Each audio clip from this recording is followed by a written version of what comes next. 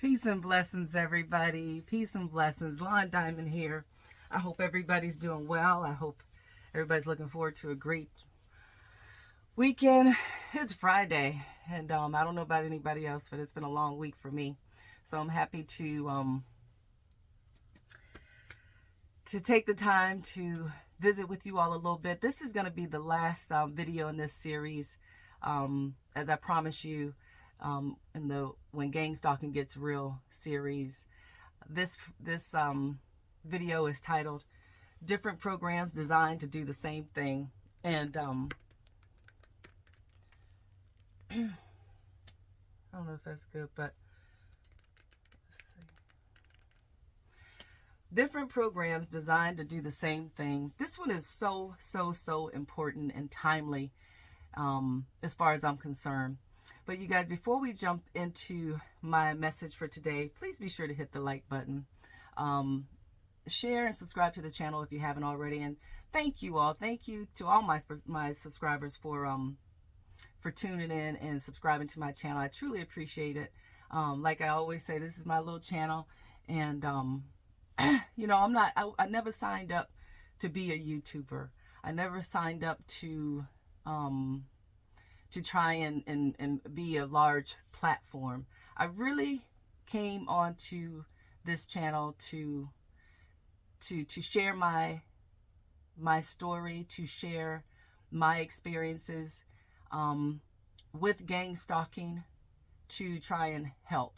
There's a saying that if you go somewhere to make a lot of money, you probably are in the wrong place. But if you go somewhere to help somebody, you probably have an opportunity to make a whole lot of money. And I like to live by that. And I also like to live by my 4 promises that, as I told you, I promise. I promise to do as I say. I promise to be on time. I promise to say please and thank you as often as I can and whenever I can, and as well as I do promise to finish what I start. So, let's get into this. First, what I like to do is I like to take a brief moment to share with you a little bit of information about the book New World Old Testament.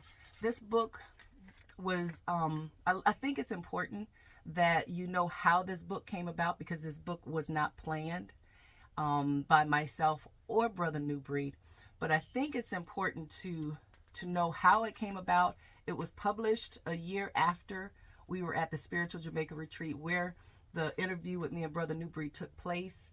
It was a beautiful event. It was just some great people there, like CJ Matthews, the life coach and author, the Unique Shanique is her channel, I think it is.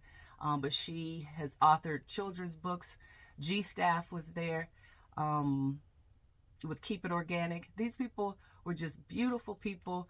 And there were other people there, but it was a great time.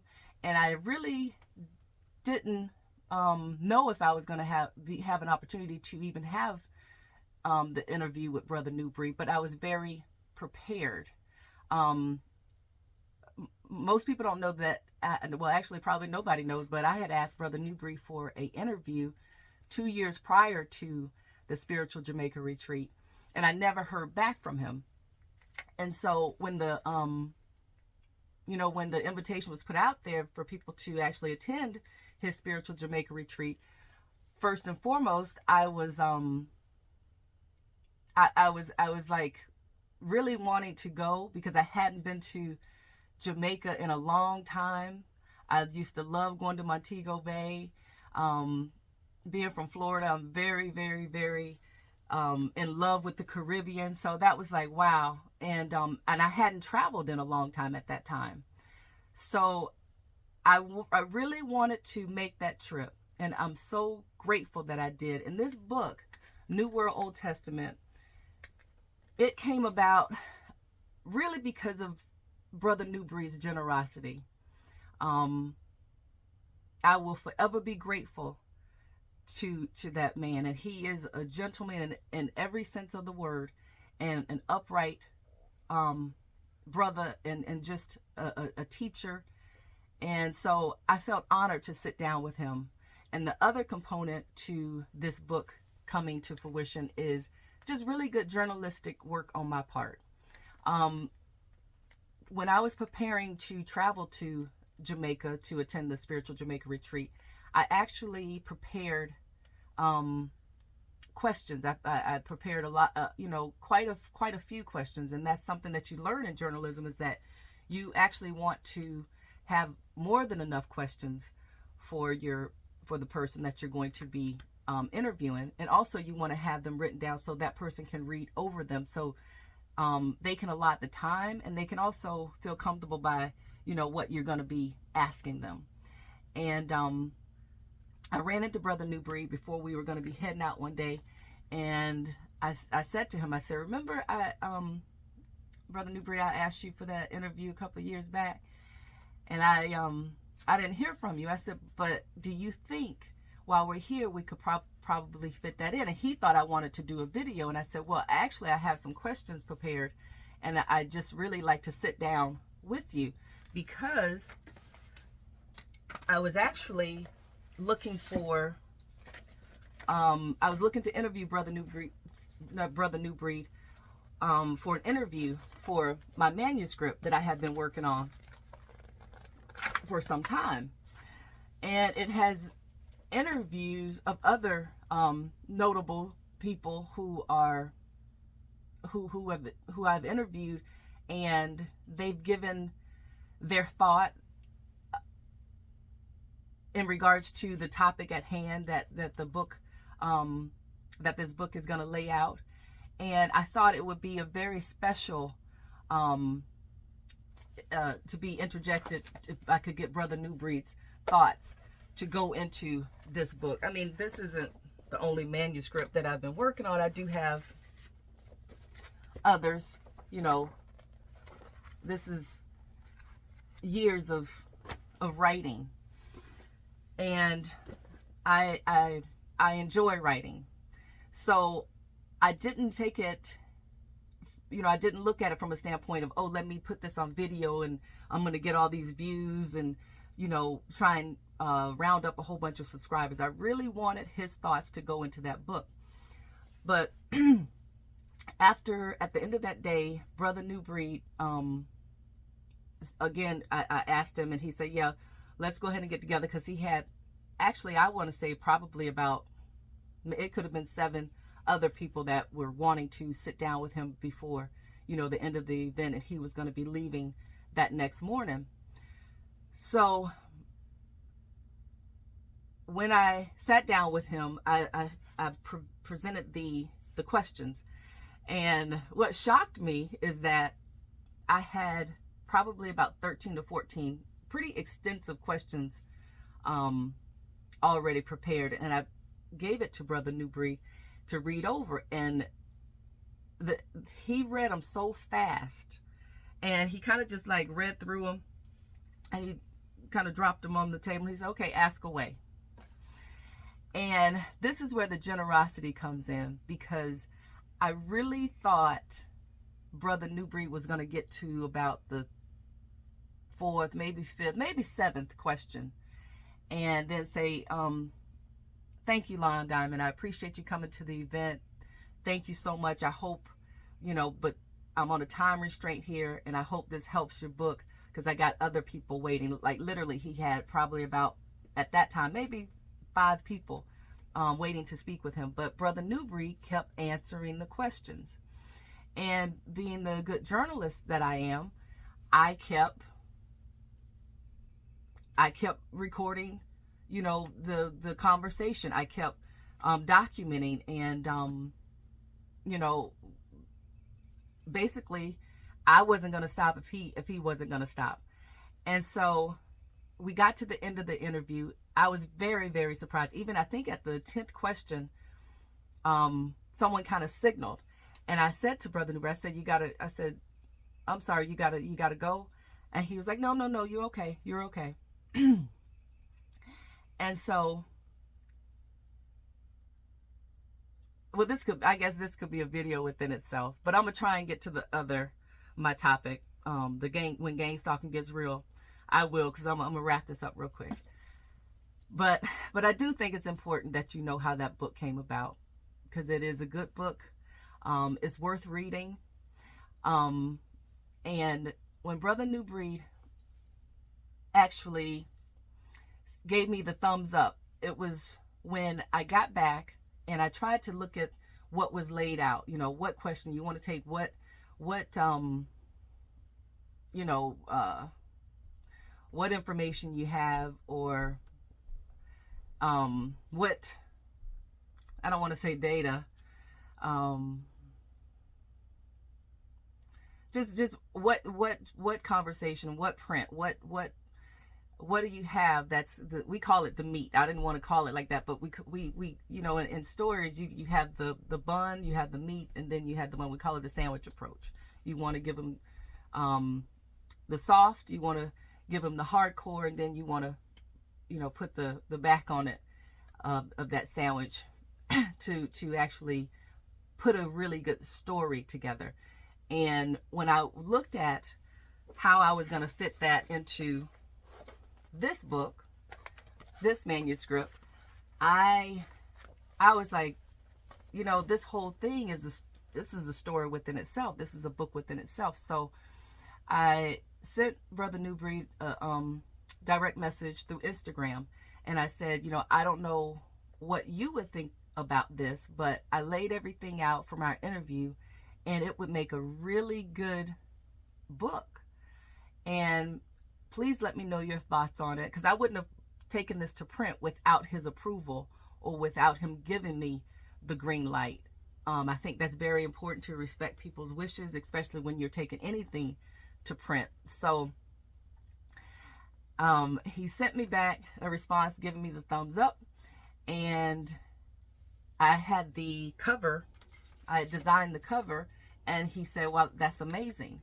So I said, okay. I said, well, what I'll do is I'll keep you posted.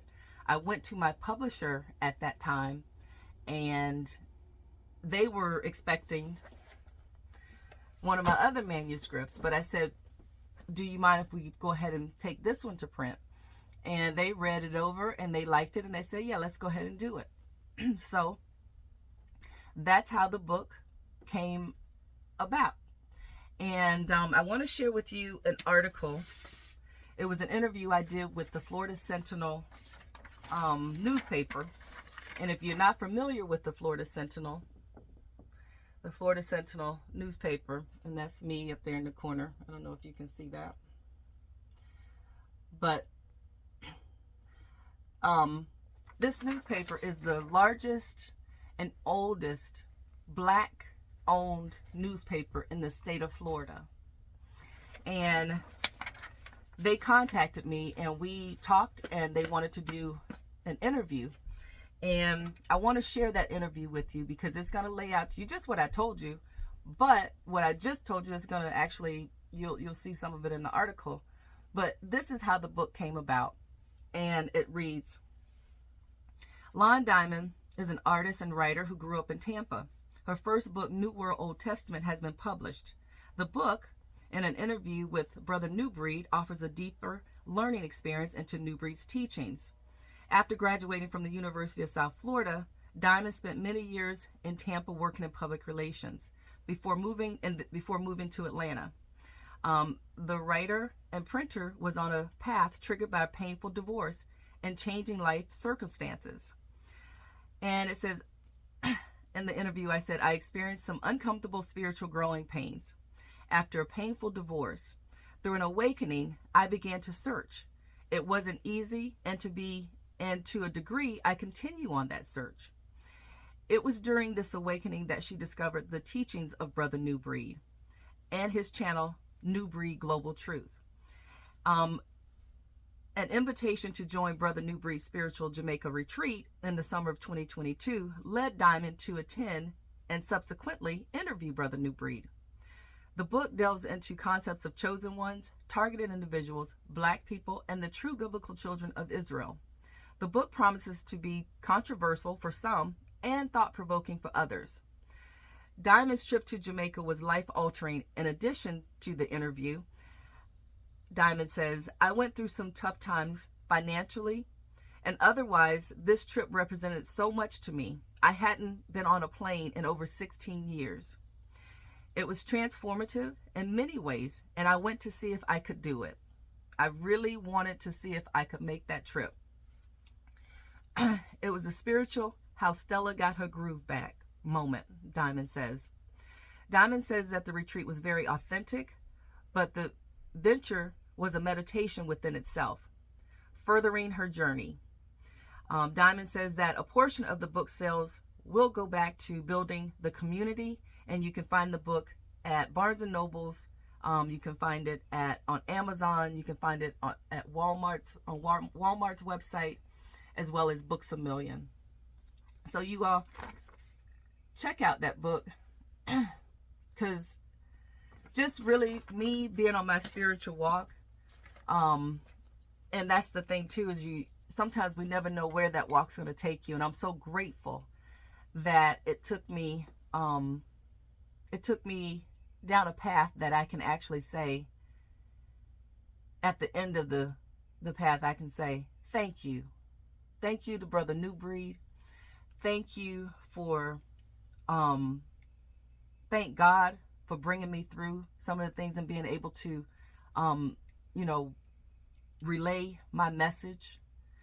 I'm just so grateful that I can, in my eyes, share my experience with you through my eyes, and also look at the experience from a different perspective of being a targeted individual. And I want to read to you some of the book. I don't want to spoil it for you, but that's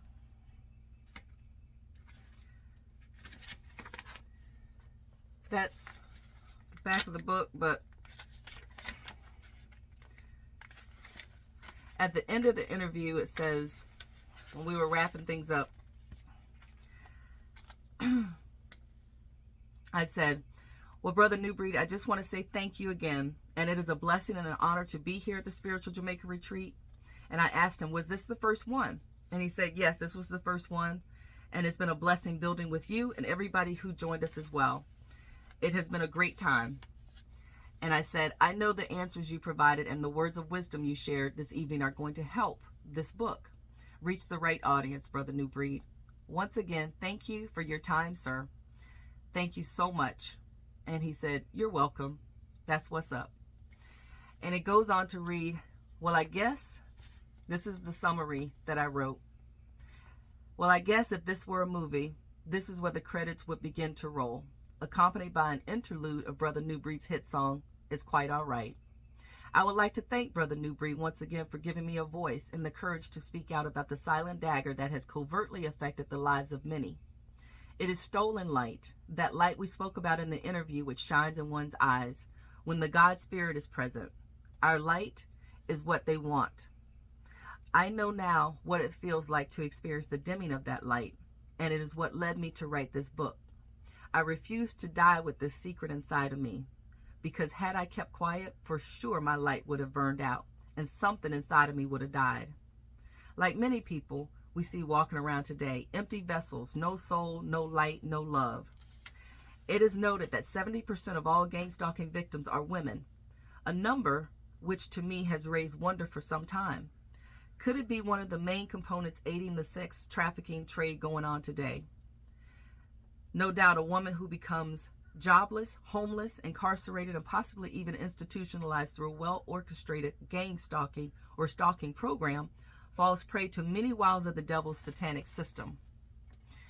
It is only by the grace of God and his blessings that over a span of nearly 20 years I was able to survive many of the snares which could have claimed and rendered me a victim to all the above circumstances. All praises to the Most High for giving me the eyes to see and the strength to endure. It says, part of me wants to think or act like it never really happened, like it was all just a bad dream, a nightmare, but it's real. The scars and the PTSD is real. The devastation it causes in one's life is real. But just like Brother New Breed said, there is a ring around God's people, and this is my testimony. The abundance of satanic practices and lawlessness we are seeing today is real. And more proof, there has been a shift. The great divide in the spiritual realm is being played out and manifested here on earth, in the physical. It has been prophesied, and in these last days, it is important for us to remember who we are.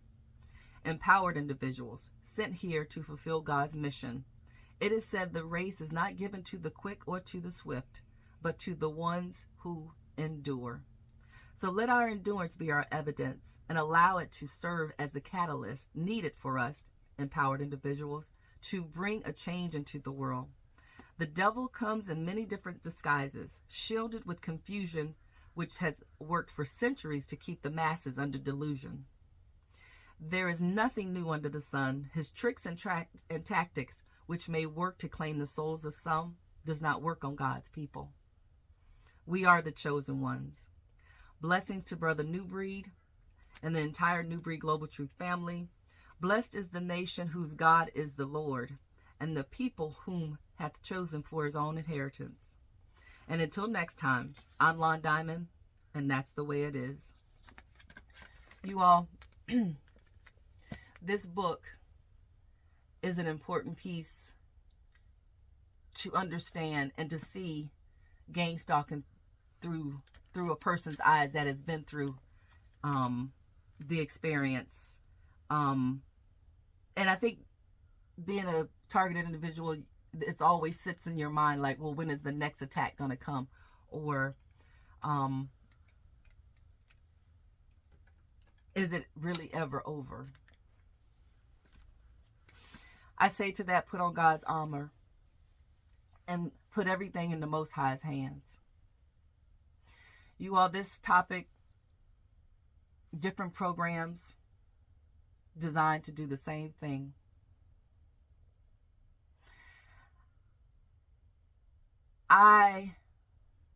Recently we lost Sister Angie Stone. We all loved that woman's voice. We loved her swag. We loved her light, her style, her neo soul that she brought to the forefront in the early 2000s. And when I saw that last video she did, that last live stream she did, I saw how her light was not as bright. Different programs designed to do the same thing. Probably you and I experience gangstalking tactics to silence us, to diminish the quality of our life by the stalking, the noise campaigns, the flashing of the lights, the workplace mobbing, the street theater. And I mentioned in my last video in this series that it's probably because we're in the same tax bracket or somewhere close to. Because, see, they can design the program to fit whoever they need to silence, to get rid of, to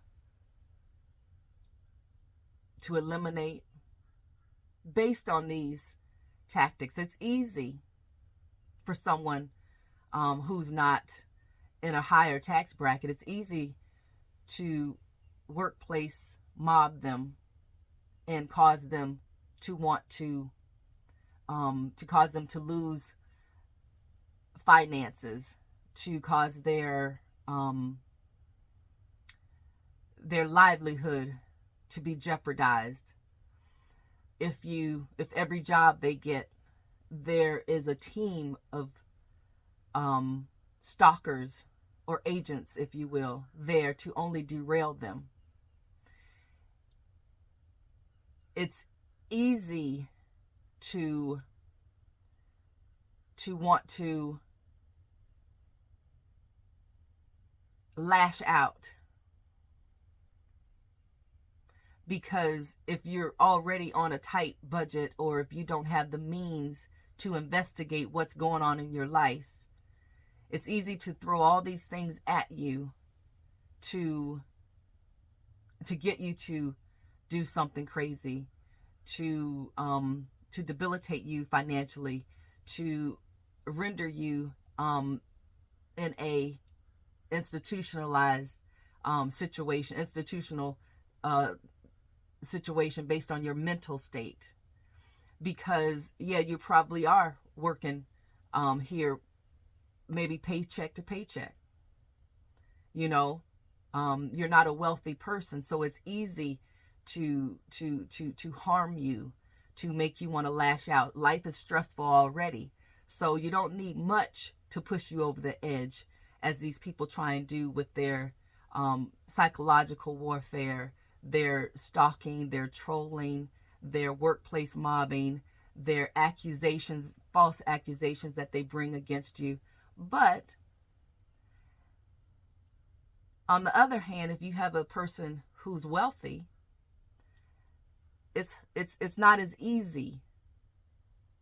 It's hard to drive somebody crazy who has millions of dollars. It's hard to drive somebody to commit suicide if they have millions of dollars. So they have to come up with different programs for different individuals that are designed to do the same thing, and that is to take you out.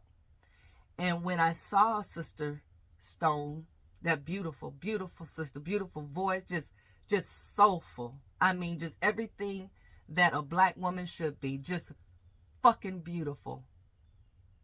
And it was sad to see that sister, the way she, just like in this book, the dimming of her light had been dimmed to a degree that she had made millions for people, only to be financially debilitated, to be under stress at her age. And 63 is not, that's not these days, that's not old. That's a person that should be on their you on the second, you in the second inning now, but you're not out. You're not, the game isn't over for you at that age.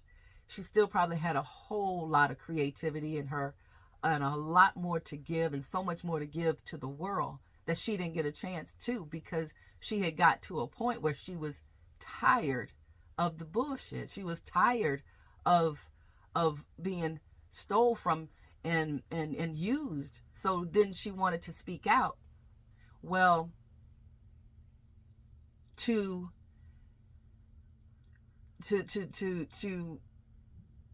eliminate someone who has made this type of presence in the world.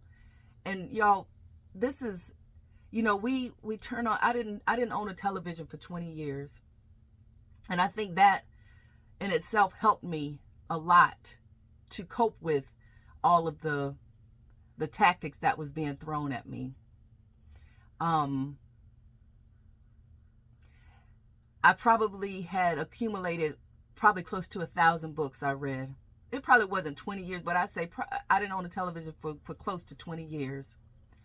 And I just read a lot, And when I did see television again, you could actually see the street theater. And now more than ever before, I mean, everything is staged. Just about everything you see, especially on TV, is staged. And with that in mind, it's almost like the whole world is being controlled by these tactics. These gang stalking tactics are being utilized, and people don't really know it because they can't recognizing it. If you hadn't been through something like that or know something like that exists, you wouldn't even, and that's what they bank on, that you not knowing. But so many people are waking up. And when Miss Angie Stone, and may Miss Stone rest in peace. God bless that sister. To see how she looked so tired. She was tired. You could see that she was tired. And when you think of something like that, the program is to get the right people around that person. These gang stalkers, perps, weirdos, witches, warlocks, black devils, white devils, everything else, they're very good at getting close to a person. They'll come in a lot of times with the sob story.